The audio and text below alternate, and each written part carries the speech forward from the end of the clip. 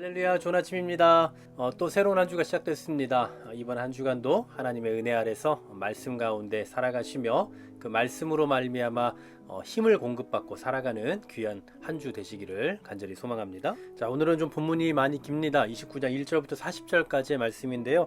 한번 이렇게 멈춰놓고 읽어보시면 좋을 것 같습니다. 자, 글씨가 좀 많이 작죠? 네. 오늘은 좀 설명을 다 드리도록 하겠습니다. 하나님께 드려야 되는 여러 가지 제사의 규례에 대해서 우리가 지난 시간부터 생각해 봤는데 오늘 본문도 마찬가지입니다. 특별히 일곱째 달, 그러니까 유대력으로 하면 새해입니다. 우리로 말하면 1월에 해당하는 그런 일곱째 달에 드리는 세 가지 제사가 있는데요. 나팔절, 그 다음에 대속죄일, 그리고 초막절입니다. 먼저 1절부터 6절까지에 보면 이제 나팔절에 대한 말씀이에요. 1절 말씀에 보시면 일곱째 달에 이르러 그 달 초하루에 성회로 모인다. 아무 노동도 하지 말라.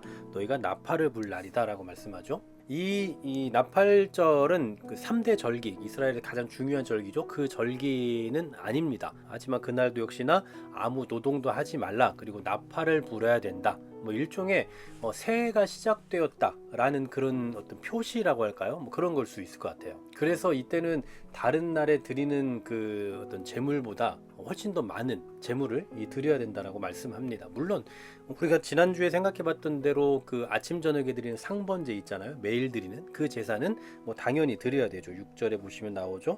그 소제와 상번제를 여호와께 드린다. 당연히 드리는 거고 중복되는 겁니다. 그리고 이제 7절부터 11절까지의 말씀에서는 속죄일에 대한 말씀입니다. 일곱째 달 열흘날에 또 성회로 모인다라고 말씀하죠. 또 레위기에 보면 이날에 금식하라고 말씀을 하고 있습니다. 이날 역시 아무런 노동도 하면 안 되죠. 아무 일도 하지 말 것이니라. 왜냐하면 이날은 속죄일입니다. 그러니까 대제사장이 1년에 한 차례 속죄의 피를 가지고 성전에 들어가는, 지성소에 들어가는 유일한 날이기 때문에 이날은 특별하게 좀 지켜야 되는 그런 날이라는 거죠. 그리고 마지막 세 번째로는 초막절입니다. 이 초막절은 12절부터 마지막 40절까지의 말씀인데요. 이 12절 한 절 말씀만 보면 일곱째 달 15째 날 또 성회로 모이고 아무 일도 하지 말고 1회 동안, 그러니까 7일 동안 여호와 앞에 절기를 지켜야 된다라고 말씀하죠. 7일 동안 초막을 짓고 광야에서 이 장막 생활했던 것을 기억해야 된다, 이런 말씀이에요. 그런데 이때 드리는 그 제사에서 이 제물의 양이 어마어마합니다. 그러니까 7일 동안 지켜야 되고 8일까지 가야 된다면 그 정리해 보면 이런 식이에요. 수소가 다 더하면 8일째는 마지막 날이니까 제한다 하더라도 이 수소의 양만 해도 70마리입니다. 그 숫양은 14마리고요. 그리고 1년 된 숫양이 98마리입니다. 그리고 숫염소가 7마리예요. 그러니까 굉장히 성대하게 지키는 절기다라는 것을 알 수가 있죠. 그렇다면 하나님께서 이런 절기를 왜 지키라고 하신 걸까요?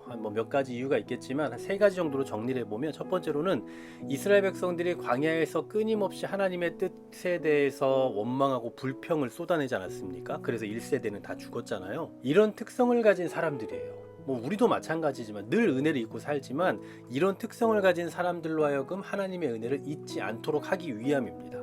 그래서 매 해마다 또 어떤 매 순간마다 정해진 그 절기, 정해진 시간에 정해진 양의 이 어떤 제물을 통해서 하나님을 잊지 않게 하기 위함인 거예요. 두 번째로는 이스라엘 백성들은 이제 가나안 땅에 들어갈 겁니다.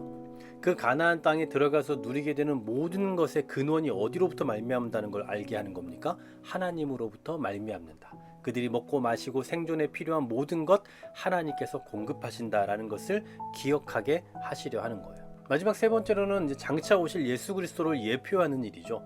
이 반복적으로 이런 일을 행함으로 진짜 진정한 의미의 메시아, 진정한 의미의 구원자를 기다리게 하는, 그 실체를 바라보게 하는 그런 의미가 들어있다는 거예요.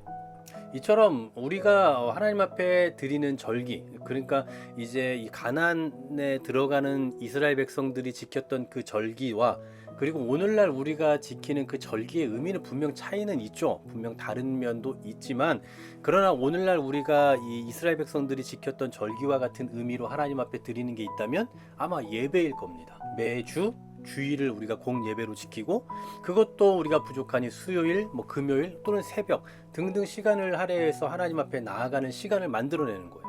그렇게 함으로써 우리가 뭘 또 느끼게 되는 겁니까? 하나님의 인도하심과 하나님 함께 하심을 늘 경험하는 거죠. 하나님이 아니면 할 수 없다라는 우리 자신의 연약함도 늘 경험하게 되는 거예요. 그래서 여러분, 우리가 상번제와 비슷한 오늘날의 예배, 또 우리가 지키는 절기, 하나님 앞에 하나님과 약속된 그 공적인 시간, 공적인 예배, 이것을 지켜내는 건 너무나도 중요한 일이다라는 겁니다.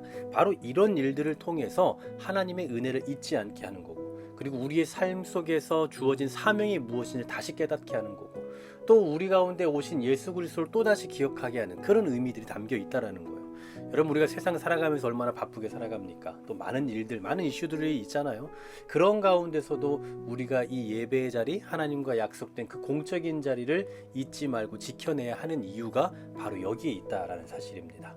이스라엘 백성들에게도 하나님과의 잦은 만남이 필요했던 것처럼 오늘날 정말 바쁜 일상을 살아가는 우리 현대인들에게도 하나님과의 잦은 만남이 필요하고, 그런 일들 가운데서 가장 중요한 시간이 있다면 바로 예배, 또 그 예배 가운데서도 또 매 순간 매해 하나님 인도하심을 특별히 기억하는 절기와 같은 시간들이라는 거죠.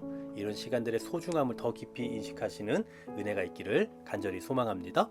하나님 감사합니다. 하나님의 은혜로 말미암아 우리가 살아가고 있음을 고백합니다. 매 절기, 예배와 같은 공적 시간을 통해 하나님의 은혜를 기억하게 하시오니 그것이 얼마나 소중한지를 기억하며 더 잘 지켜내고자 힘쓰는 우리 모두가 되게 하여 주옵소서. 예수 그리스도의 이름으로 기도하옵나이다. 아멘.